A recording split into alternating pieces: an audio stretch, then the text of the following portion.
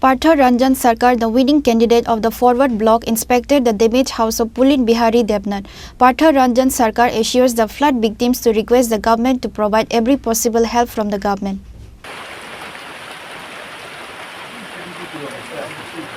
A residential house of Pulin Bihari Devnath, a resident of Ward number 45 of the Municipal Corporation, is currently in a dangerous condition.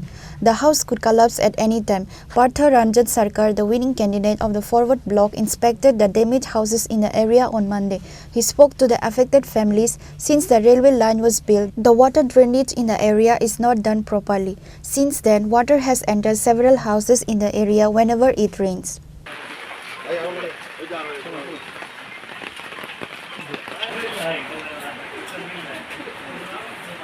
যে দাঁড়িয়ে আছি এটা হলো 14 বাজারঘাটের 61 নম্বর booth, জায়গার নাম শ্রীপল্লী বাজারঘাট। গত 21 তারিখের এই অকাল বর্ষণের ফল এটা। আর কালে যখন বর্ষণ হবে এই এলাকায় প্লাবিত হবে 17 পরিবারের এইরকম এফেক্টেড হবে, এটা আমার ধারণা। ঘটনা হচ্ছে কি, গত 21 তারিখের যে জলটা এই উত্তর থেকে দক্ষিণে তাদের বাড়ির পাশ দিয়ে একটা ড্রেন যেটা গিয়ে রেল রাস্তায় নেমেছে, রেল রাস্তা থেকে পশ্চিম দিকে জলটা পাস হয়। বিগত 21 তারিখের যে ফ্লাডে এফেক্টেডটা কী করে হয়েছে, এই রেল যখন তার রেলের যে ফ্লাইওভারটা করে ফ্লাইওভারের যে জমি এই জমিকে ভরাট করে এই বাড়ি থেকে অন্তত 10 ফুট উঁচু করে দিয়েছে ওরা। এটা আনসাইন্টিফিক্যাল।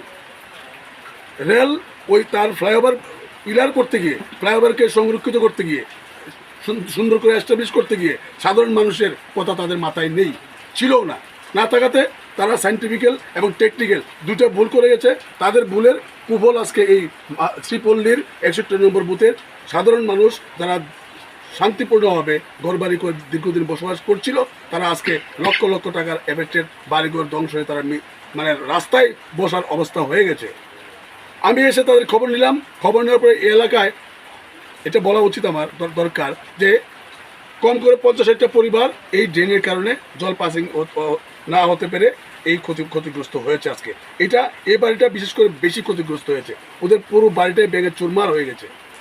তারা সপরিবারে আমাদের এলাকার মানুষ, গার্জিয়ানরা বারবার রেল কর্তৃপক্ষের কাছে কিংবা বর্তমান বিধায়িকা বা মিউনিসিপ্যাল কর্তৃপক্ষের কাছে বারবার জানিয়েও তারা কোনো ধরনের সদুত্তর কিংবা রেজাল্ট তারা পায়নি।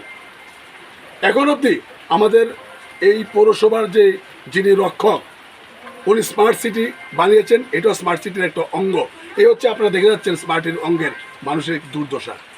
আমি ওনার কাছে আবেদন রাখবো, উনি অতি সত্বর এই জায়গা পর্যবেক্ষণ করে প্রতিটা পরিবারকে যেন আর্থিক সাহায্য এবং তাদের বেঁচে থাকার লড়াইয়ে, তাদেরকে বেঁচে থাকার লড়াইয়ে যে তাদের পাশে উনি দাঁড়ান, ওনার কাছে আমি একান্ত আবেদন করব। উনি একজন ভদ্রলোক, ভালো মানুষ, উনি মানুষের কাজ করবেন, এটা আমি আশা রাখি। Reported by Pranav from Agartala, Chini Khorang.